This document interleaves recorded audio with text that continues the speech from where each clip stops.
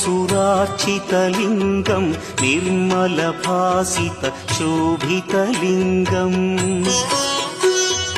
जन्मज दुःखविनाशकलिङ्गं तत्प्रणमामि सदा शिवलिङ्गम्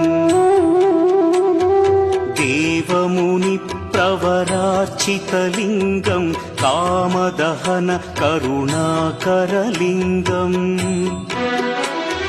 रावणदर्पविनाशकलिङ्गं तत्प्रणमामि सदा शिवलिङ्गम्